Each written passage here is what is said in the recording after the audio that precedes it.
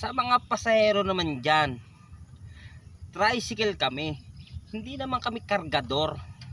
Sana naman po, pag marami kayong bibilhin, magsama po kayo na magbubuhat. Kasi ang nangyayari po, aalis kayo sa inyo.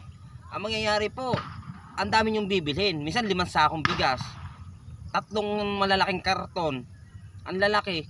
Tapos pagdating sa inyo, kami pa pagdating ng pilahan, kami magkakarga, tapos kami pa magbababa pagdating sa inyo. Tapos pagbaba, doon pa pala inyo sa looban. Tapos bubuhatin namin sa loob. Pag tinanong namin kung may bubo, sabihin nyo wala. Ay sus ate, kaya nga kami naging tricycle driver. Para kami lang magbiyahe, hindi kami kargador. O sabihin natin kasama na yan sa aming hanap buhay. Pero naman sana, magsama kayo ng kasama na magbubuhat. Kala nyo naman kaganggaan. Porque tricycle driver, malakas kami. Hindi, marami sa tricycle driver. Yung iba senior na, hindi na kailangan magbuhat kasi may nararamdaman sila sa katawan. Dapat sana, magsama kayo ng mga magbubuhat. Wala namang problema, kasama talaga sa hanap buhay namin ng yung magbuhat at buhat. Hindi naman yung ganong karami. Alam nyo naman sa sarili nyo na marami kayong bibilhin. Magsama kayo na magbubuhat. Ano nangyayari? Driver ang nagkakarga. Para nangyari, kargador na kami nangyari.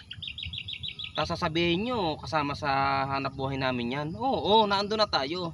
Pero sana, magsama kayo na magbubuhat kasi sobrang dami na pinamili nyo. Porque tricycle driver kami na mag-aako nyo. May sana, kung dadagdagan nyo, nangyayari kasi minsan, ipinasok na namin. Oh, thank you. Hingal na kami. Wala naman dagdag. Tapos sakto lang ang bayad nyo. Wala konsiderasyon kayo sa amin. Sana naman, sa iba nakakaintindi, nagdadagdag. Paano yung iba? Kawawa naman. Sana naman kayo magdagdag. Ang nangyayari kasi hindi kayo nagdadagdag Kawawa ang driver sa inyo. O sabihin natin sa ibang driver, kasama sa hanap buhay, sabihin ng mga ibang toda dyan, oo, kasama yan. Kasi hindi nyo nararanasan yan malalakas pa kayo Paano yung ibang driver na mahina na ang likod, di na kaya magbuhat, tapos pagbubuhatin ka pa, tapos pag hindi mo naman tinulungan yung mga pasero, sasabihin, magrereklamo, hindi mo lang yung ibabat at ipasok sa loob. Kaya naman, sana naman, intindihin nyo rin ng mga driver. Pag maraming pinamili, ay magsama kayo na magbubuhat. Pwede namin kayong tulungan, ibaba, pero magpasok sa loob, hindi na namin sagutin yun. Sana maintindihan niyo mga pasero. At yun lang po, maraming salamat sa mga naintindi. At saka kapwa todo ako na hindi nakakaintindi, tulungan nyo kasi kasama nga sa hanap buhay yan Ay, ito lang po, maraming salamat mga idol.